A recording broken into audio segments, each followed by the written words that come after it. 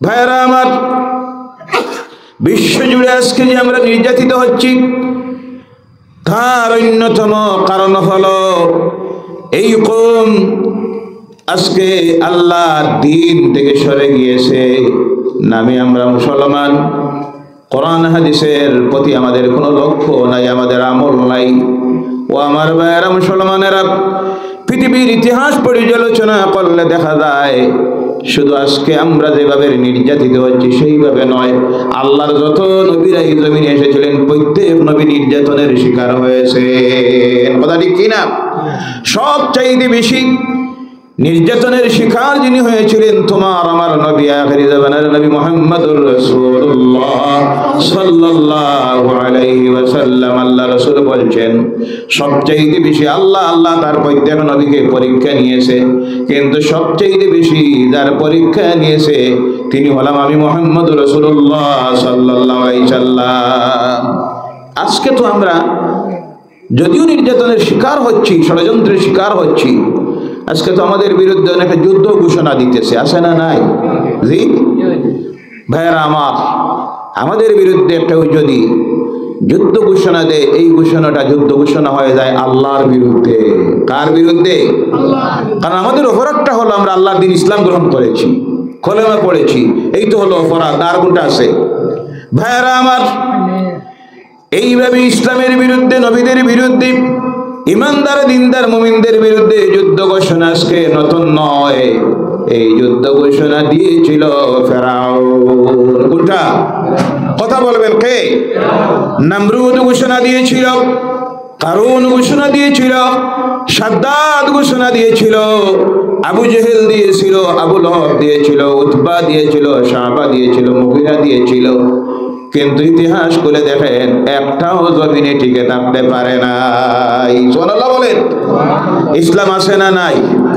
রাসূলের নাম আছে না নাই? কোরআন আছে না নাই? ইমানদার দিনদার মুমিনের আছে না নাই? তা কিয়ামত পর্যন্ত থাকবে ইনশাআল্লাহ। বলেন ইনশাআল্লাহ। মিটানির কোন শক্তি এই পৃথিবীতে।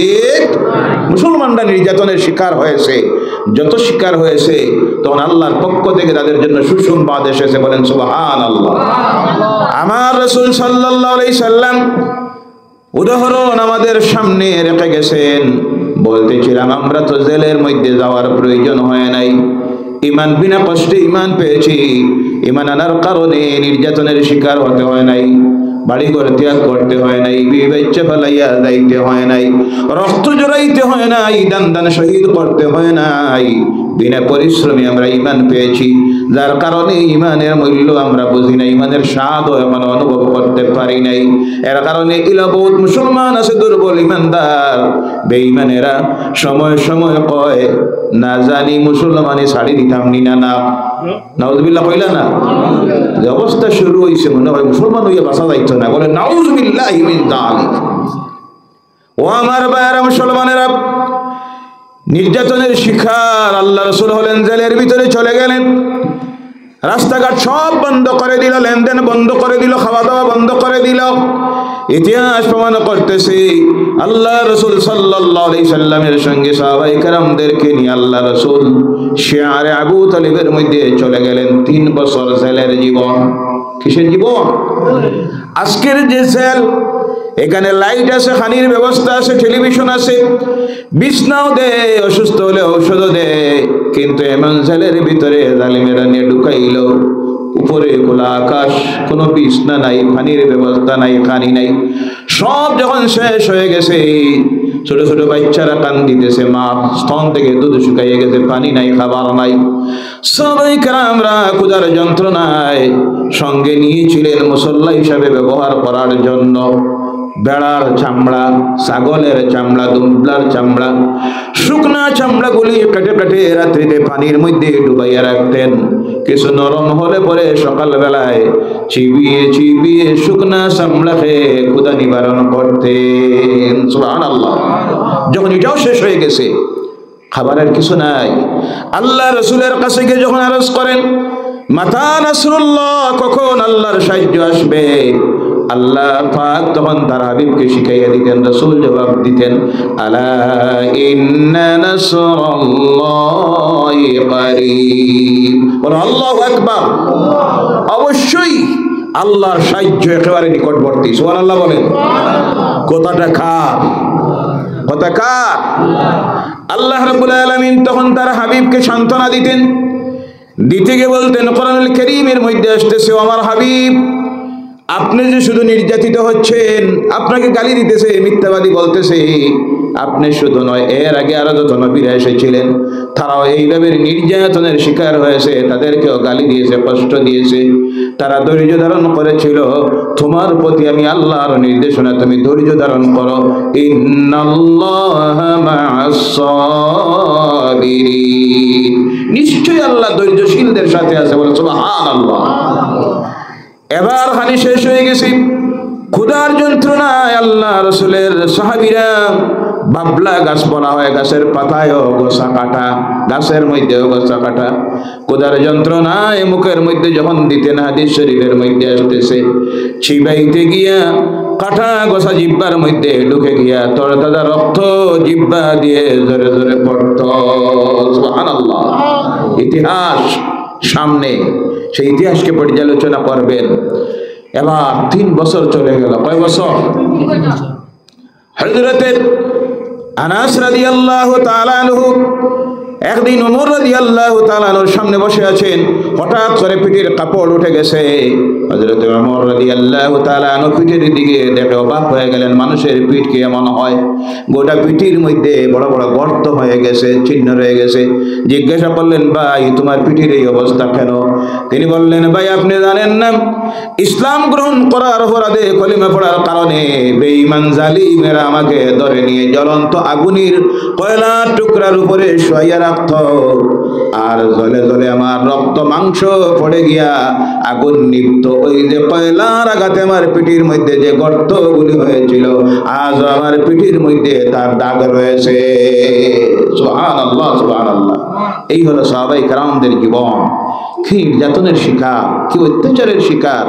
সর্বশেষে আর যখন থাকা সম্ভব হলো না, আল্লাহর ঘরের কিনারায় যাওয়া বন্ধ হয়ে গেল, রাসূল নামাজ পড়তে যাওয়া বন্ধ করে দিল।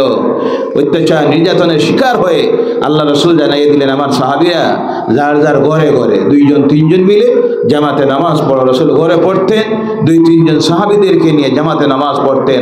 আল্লাহর ঘরের কিনারায় আর যাওয়া সম্ভব হলো না। ইতিহাস শুনুন ভাইয়েরা আমার।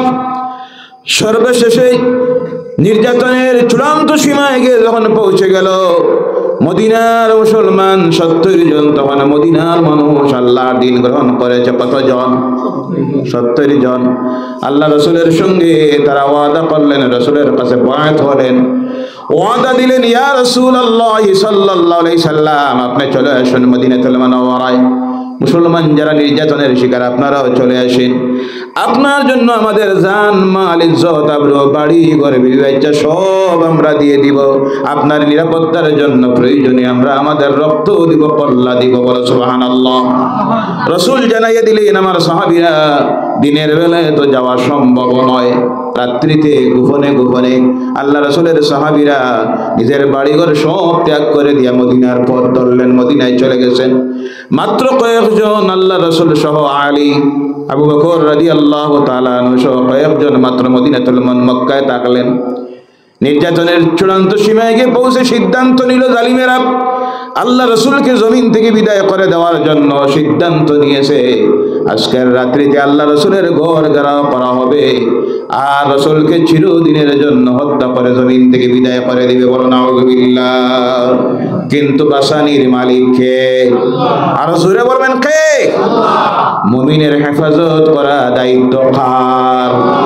মুমিন হয়ে যাও, দুনিয়ায় কোনো চিন্তা করতে হবে না, কারণ আল্লাহ রাব্বুল আলামিন তার কালাম কোরআনুল কারীমের মধ্যে বলছেন, ওয়া মান ইয়াত্তাকিল্লাহা ইয়াজআল লাহু মাখরাজা ওয়া ইয়ারযুকুহু মিন হাইসু লা ইয়াহতাসিব।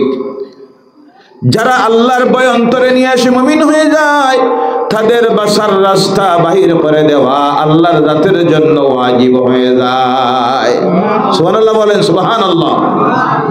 শুধু বাসার রাস্তা নয়, তাদের রিজিকের ব্যবস্থা আল্লাহ এমন জায়গার থেকে করে দিবে যেটা তাদের কল্পনার বাইরে। সুবহানাল্লাহ, সুবহানাল্লাহ। ও আমার ভাইয়েরা, এবার রাসূলকে ষড়যন্ত্র করলো হত্যা করার। আল্লাহ দেখাইয়া দিতে চায়, ও আমার হাবিব, দিনের বেলায় আপনি চলে গেলে তারা ভাববে তারা আওয়ার আগে আপনি দরিয়ার বয়ে চলে গেছেন, আপনি যাবেন না, ঘরে বসে থাকুন, হেফাজত করবো আমি আল্লাহ। সুবহানাল্লাহ। এবার সন্ধ্যার পর মক্কার প্রত্যেকটা গোত্র থেকে একজন একজন যুবক খোলা তরবারি নিয়ে আল্লাহর হাবিবের ঘরের চতুর্দিকে ঘেরাও করে দাঁড়িয়ে আছে, একজন আর একজনের গায়ের মধ্যে গা লাগাইয়া, যাতে আল্লাহর হাবিব ঘর থেকে বাইর হতে না পারেন। বাইর হলেই তাদের ফয়সালা নিয়েছে জমিন থেকে বিদায় করে দেওয়ার জন্য। আল্লাহর হাবিব সাল্লাল্লাহু আলাইহি সাল্লাম নিজের জামাতা আলী রাদিয়াল্লাহু তাআলা আনহুকে নিজের বিছনায় শুইয়ে রাখলেন, একটা চাদর মুড়ি দিয়ে মাথা ঘুরে। আল্লাহর হাবিব সাল্লাল্লাহু আলাইহি সাল্লাম যখন বাইর হবেন, আল্লাহ পাক রব্বুল আলামিন জিবরাইল আলাইহিস সালামকে পাঠাইয়া দেয়। জিবরাইল তখন আল্লাহর হাবিবের সামনে গিয়ে হাজির হন। বিভিন্ন মুফাসসিররা, কোরআনের ব্যাখ্যাকারী যারা বিভিন্ন অভিমত দিয়েছেন, কিছু মুফাসসিরে কোরআন যারা, তাদের অভিমত হলো সেই রাত্রিতে আল্লাহর কালাম কোরআনুল কারীমের যে সূরাটাকে কোরআনের কলব বলা হয়, হৃদয় বলা হয়, হার্ট বলা হয়, যে সূরার নাম হলো সূরা ইয়াসিন। কোন সূরা? মুখস্থ আছে? জি, এখন নাই। এক সময় আসলো প্রত্যেক মুসলমান নরনারীর কমপক্ষে সূরা ইয়াসিন, সূরা মুলুক, সূরা আল ওয়াকিয়া, এরপরে সূরা আস-সাফফা, এরপরে সূরা কাহাফ, সূরা রহমান, এইভাবে সূরাগুলি মুখস্থ থাকতো। কথা ঠিক কিনা? এখন আর মুখস্থ নাই, কারণ এখন তো টাইম নাই। এখন টাইমটা সবচেয়ে বেশি এক জায়গায়। কোন জায়গায় জানা আছে তো? ওই যে আগে বলেছিলাম 2-2.5 বছরের বাচ্চারা মোবাইল লাগে। মা কয় আমার এই বাচ্চার হাতে না দিলে ঘুমায় না। নাউজুবিল্লাহ কইলা না? মোবাইল হাতে না দিলে খানি খায় না। নাউজুবিল্লাহি মিন যালিক। 2-2.5-3 বছরের বাচ্চা রাত 9-10টা পর্যন্ত মোবাইল নিয়ে খেলে খেলায়। নাউজুবিল্লাহি মিন যালিক। এই বাচ্চার ভবিষ্যৎ কি কিছু বোঝা যায়নি না। এর কারণে দেখা যায় 3 বছরের বাচ্চায় ব্রেইন টিউমার। নাউজুবিল্লাহ বলেন, আল্লাহ হেফাজত করুক, সকলে বলেন আল্লাহুম্মা আমিন। সেই দিন এক ভদ্রলোক দেখাইল একটা বাচ্চা, 5 বছরের বাচ্চা ডায়াবেটিস। আহারে, 7 বছরের বাচ্চার স্টোন। আল্লাহ হেফাজত করুক, সকলে বলেন আল্লাহুম্মা আমিন। সমাজটা ধ্বংস হয়ে যাচ্ছে, মন মানসিকতা নষ্ট হয়ে গেছে।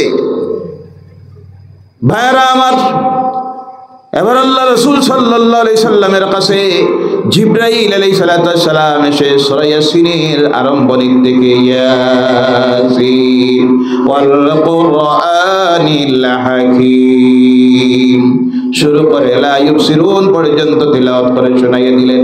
আর বললেন, এতটুকু আপনি তিলাওয়াত করুন, আর হাতের মধ্যে নেন এক মুষ্টি বালি। আল্লাহ রাসূল হাতে নিলেন, তিলাওয়াত করলেন, জিবরাইল শিখাইয়া দিলেন, এর মধ্যে আপনি ফুঁক দেন।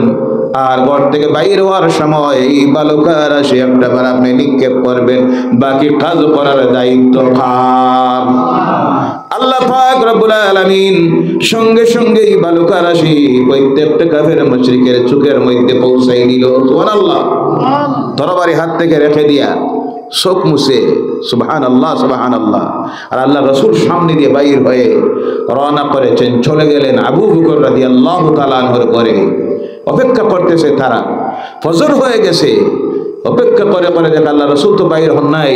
তখন দরজা ভেঙে ঘরে ঢুকেছে, বিছনায় গিয়ে চাদর সরাইয়া দেখে যার অপেক্ষায় ছিলাম উনি তো নয়, এখানে শুয়ে আছেন হযরত আলী রাদিয়াল্লাহু তাআলা আনহু। সুবহানাল্লাহ। তাড়াতাড়ি রওনা করেছে রাসূলকে ধরার জন্য। আল্লাহর হাবিব ঘর থেকে বাইর হয়ে আবু বকর রাদিয়াল্লাহু তাআলা আনহুর ঘরে গেলেন। সেখান থেকে দুইজনে মিলে রওনা করলেন। রাসূল নিজের পায়ের জুতা খুলে হাতের মধ্যে নিলেন, কারণ মক্কার মানুষের সবচেয়ে বড় একটা অভিজ্ঞতা, কে কোন জায়গায় পাড়া দিয়েছে দেখলে তারা পরিচয় পেয়ে যাইত। তাই রাসূল খোলা পায়ে হাঁটা শুরু করলেন, পায়ের অগ্রভাগ দিয়া। তাফসীরের মধ্যে আসতেছে পায়ের অগ্রভাগ দিয়ে হাঁটতে গিয়ে রাসূলের পা মুবারক ফেটে গিয়ে রক্ত ঝরা শুরু হয়ে গেল। হযরত আবু বকর রাদিয়াল্লাহু তাআলা আনহু আল্লাহ রাসূলকে কাঁধের উপরে তুলে এবার পাহাড়ের মধ্যে ওঠা শুরু করলেন। উঠতে উঠতে গিয়া 3500 ফুট উচ্চতার গুহার ভিতরে গিয়ে আশ্রয় নিলেন। সুবহানাল্লাহ। গুহার ভিতরে ঢুকতে গিয়া নিজের গায়ের কাপড় খুলে খুলে ছিঁড়ে ছিঁড়ে বিভিন্ন ছিদ্রগুলি বন্ধ করলেন। একটা ছিদ্র বন্ধ করতে গিয়ে দেখা গেল আর কাপড় ছিঁড়লে সত্রে আওরত বাইর হয়ে যাবে। এবার ভিতরে ঢুকে নিজে বসলেন, আল্লাহ রাসূলকে ডাক দিলেন ভিতরে যাওয়ার জন্য। আল্লাহ রাসূল ভিতরে ঢুকলেন। ঢুকার পরে আবু বকর রাদিয়াল্লাহু তাআলা আনহুর উপরে মাথা রেখে সারা রাত্রির ক্লান্তি, রাসূল ঘুমাইয়া গেছেন। হঠাৎ করে একটা সাপ বাইর হইতে চায়। আবু বকর রাদিয়াল্লাহু তাআলা আনহু সেই ছিদ্রটা বন্ধ করে রেখে দিয়েছেন। পায়ের গোড়ালি দিয়া সে বাইর হতে গিয়ে বারবার আঘাত করে, দংশন করে। মাথার মধ্যে দংশনের বেদনা উঠে গেছে, চোখ দিয়ে পানি ঝরা শুরু হয়ে গেছে। এক ফোঁটা পানি আল্লাহ রাসূলের চেহারার উপরে যখন পড়ে গেল, রাসূলের ঘুম ভেঙে গিয়ে জিজ্ঞাসা করেন, আবু বকর, মনে হয় বাড়ির কথা, স্ত্রী, ছেলে মেয়ে, ধন সম্পদের কথা মনে হয় মনে পড়ে গেছে। আবু বকর রাদিয়াল্লাহু তাআলা আনহু বললেন, ইয়া রাসূলুল্লাহ সাল্লাল্লাহু আলাইহি সাল্লাম, আল্লাহর জাতের কসম, ওয়াল্লাহি যেই দিন থেকে কলেমা পড়ে ঈমান এনেছি সেই দিন থেকে দুনিয়ার সব কিছুর চাইতে আপনার সঙ্গে আমার মহব্বত বেশি। সুবহানাল্লাহ। দুনিয়ার মুমিনদের আল্লাহর পরে কার সঙ্গে সবচেয়ে বেশি মহব্বত? জোরে বলেন কার? I love Muhammad. জোরে বলেন আই লাভ মুহাম্মদ। সুবহানাল্লাহ, সুবহানাল্লাহ। মসজিদে ঢুকতে এখানে একটা পোস্টার দেখে বড় ভালো লাগলো। এখানে লেখা দেখেছি আই লাভ মুহাম্মদ। আমরা ভালোবাসি কারে? সবচেয়ে বেশি কারে ভালোবাসবো? মুহাম্মদ রাসূলুল্লাহ সাল্লাল্লাহু আলাইহি সাল্লামকে। তবে রাসূলের মহব্বত দেখাইতে গিয়া আমরা রাসূলের কোনো ফটো বানাইয়া মসজিদের ভিতরে, মাদ্রাসার ভিতরে, ওয়াজ মাহফিলের প্যান্ডেলে লাগানি যাইজ আছে? কথা বলবেন। মহব্বত ফটোতে নাই, মহব্বত থাকে অন্তরে। কোন জায়গায়? অন্তরে, হৃদয়ে। কেউ যদি আমাদেরকে বলে মহব্বত কাউরে দেখাইতে গিয়া ফটো লাগানির লাগে মসজিদে, মাদ্রাসায়, ওয়াজ মাহফিলে, এটা কি সম্ভব আছে? কথা বলবেন। এটা সম্ভব না, ইসলাম এই অনুমতি দেয় নাই। আর আমার রাসূলের কোনো ফটো নাই, ছবিও নাই। বলে সুবহানাল্লাহ।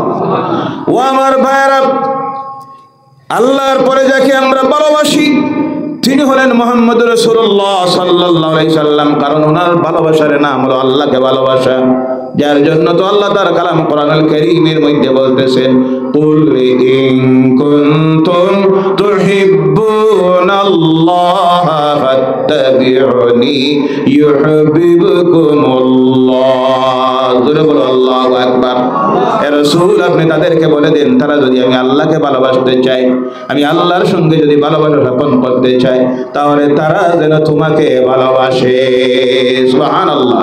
আল্লাহ রাসূল বলছেন, লা ইউমিনু আহাদুকুম হাত্তা ইয়াকুনা আহাব্বা ইলাইহি মিন ওয়ালিদিহি ওয়া ওয়ালাদিহি ওয়ান নাসি আজমাইন। দুনিয়ার কোন মানুষ ততক্ষণ পর্যন্ত প্রকৃত ঈমানদার, দিনদার, মুমিন হইতে পারবে না, তার নিজের জান, তার নিজের মাল বিবেচে দুনিয়ার সব কিছুর চাইতে যতক্ষণ পর্যন্ত আমার সঙ্গে তার ভালোবাসা বেশি হবে না। সুবহানাল্লাহ। এর জন্য আমাদের স্লোগান হলো আই লাভ, জোরে বলেন আই লাভ মুহাম্মদ সাল্লাল্লাহু আলাইহি সাল্লাম।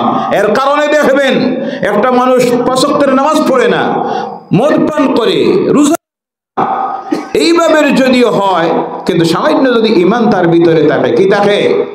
দুনিয়ার সব কিছু সহ্য করতে পারবে, কিন্তু আমার রাসূলের শানে যদি কেউ কোনো বেয়াদবি করে তার কল্লা দিতে রাজি হয়ে যাবে। কথা ঠিক কি না? এর নাম হলো মহব্বতের রাসূল, এর নাম হলো, আর এর নাম হলো ঈমান। এর নাম ঈমান। আল্লাহ রাসূল ঘর থেকে বাইর হলেন, পাহাড়ের গুহায় গেলেন। আবু বকর রাদিয়াল্লাহু তাআলা আনহু বললেন, ইয়া রাসূলুল্লাহ সাল্লাল্লাহু আলাইহি সাল্লাম, আমি কান্দিতেছি না, আমাকে সাপে দংশন করেছে। রাসূল নিজের নুরানি জবান মুবারক থেকে সামান্য তুতু বাইর করে দংশনকৃত জায়গায় লাগিয়ে দিলেন। সঙ্গে সঙ্গে আবু বকর সুস্থ হয়ে গেলেন। বলেন সুবহানাল্লাহ।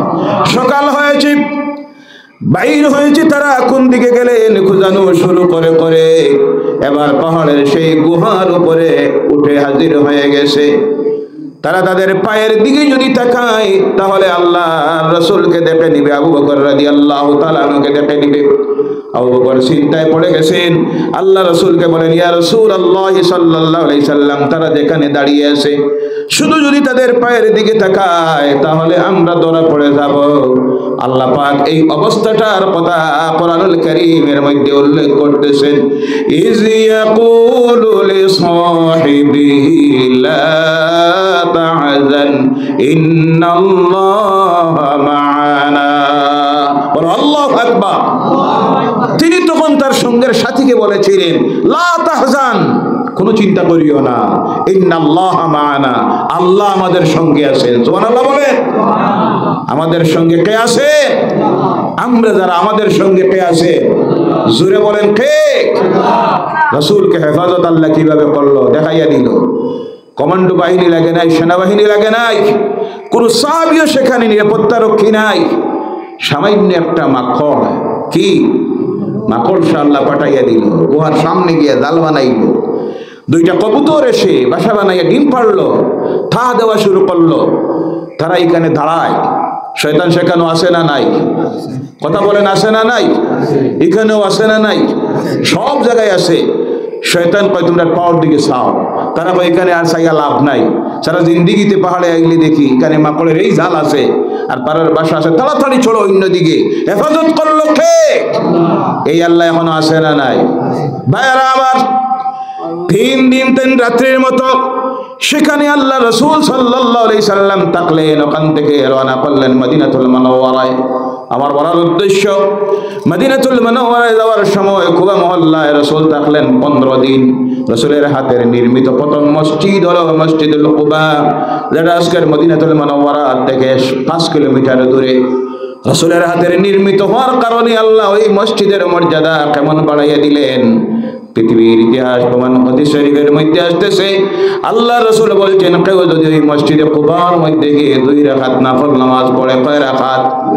সঙ্গে সঙ্গে আল্লাহ পাক তার আমলনামায় 1 মকবুল উমরা হজের সব লিখে দেয়। আর জোরে বলেন সুবহানাল্লাহ। এরপরে চলে গেলেন মদিনাতুল মুনাওয়ারায়, আল্লাহর দ্বীনের দাওয়াত দেওয়া শুরু করলেন। যখন দ্বীনের দাওয়াত আলো যখন পৃথিবীর কোনায় কোনায় গিয়ে পৌঁছা শুরু করলো, আল্লাহ আলো বানাইয়া দিলেন আমার নবীকে।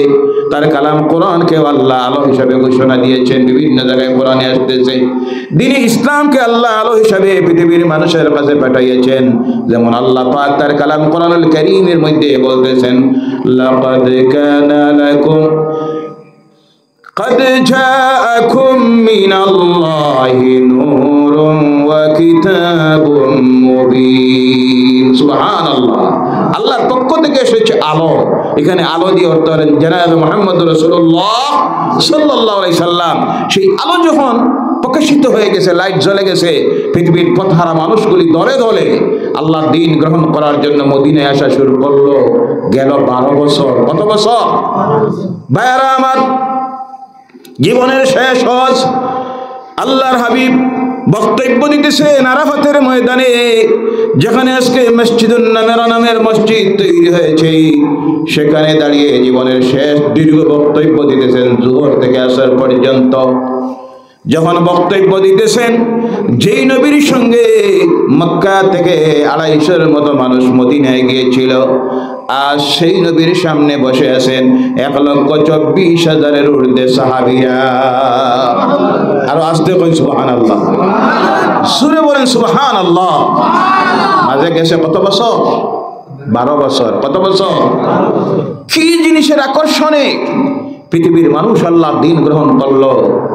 একটা জিনিস সবচেয়ে বড়, যেটা ছিল আমার রাসূলের চরিত্র, আদর্শ, ব্যবহার, আর সঙ্গের সাথী সাহাবায়ে কেরামদের চরিত্র, আদর্শ, খাসলত, ব্যবহার দেখে পৃথিবীর পথহারা মানুষ আল্লাহর দ্বীন গ্রহণ করলো। যে গ্রহণ করার সিলসিলা এখনো আসে না নাই? ফেসবুকে অনেক সময় দেখাবেন গোটা খ্রিস্টান পরিবার 17 সদস্য বিশিষ্ট, 28 সদস্য, 12 সদস্য বিশিষ্ট গোটা খ্রিস্টান পরিবার তার ধর্ম ত্যাগ করে আল্লাহ দ্বীন ইসলাম গ্রহণ করে নিয়েছে। বলে সুবহানাল্লাহ। চলছে না? এই ধারাবাহিকতা কিয়ামত পর্যন্ত চলবে ইনশাআল্লাহ। কারণ লাইট জ্বালার পরে পোকামাকড় যারা অন্ধকারে পড়ে যায়, লাইটের দিকে রওনা করে। সৌভাগ্য তাদের যারা আল্লাহর দ্বীনকে গ্রহণ করতেছে, কিন্তু দুর্ভাগ্য যারা দ্বীন তো গ্রহণ করতেছে না, বরঞ্চ আল্লাহর দ্বীনের ইসলামের কোরআনের বিরোধিতা করতেছে। কথা ঠিক কিনা? ঈমান আনা প্রত্যেকের জন্য নসিব হয় না, বেহেশতে যাওয়া প্রত্যেকের ভাগ্যে নসিব হয় না। এটা ভাগ্যের ব্যাপার। কিসের ব্যাপার? যার কারণে আল্লাহ রাসূল সাল্লাল্লাহু আলাইহি সাল্লামের চাচা আবু তালিব সারা জিন্দেগিটা আল্লাহ রাসূলের জন্য কাটাইয়া দিল। কত কষ্ট করলো, রাসূলকে লালন পালন করলো, নিজের আওলাদের চাইতে আরো বেশি মহব্বত করত। জেল পর্যন্ত কাটলো এই রাসূলের সঙ্গে 3 বছর। কিন্তু জীবনের শেষ সময় আল্লাহ রাসূল কিনারার মধ্যে গেলেন, গিয়ে বলেন, ও চাচা, জীবনের শেষ সময়টা আমার জন্য কত যে কষ্ট করলা, একটাবার আপনি পড়ে নেন লা ইলাহা ইল্লাল্লাহু মুহাম্মাদুর রাসূলুল্লাহ। কিন্তু দুর্ভাগ্য, বলল বাতিজারে এটা পড়া সম্ভব নয়, পড়লে আমার গোষ্ঠীর খানদানের মানুষ খারাপ পাইব। বলো নাউযুবিল্লাহ।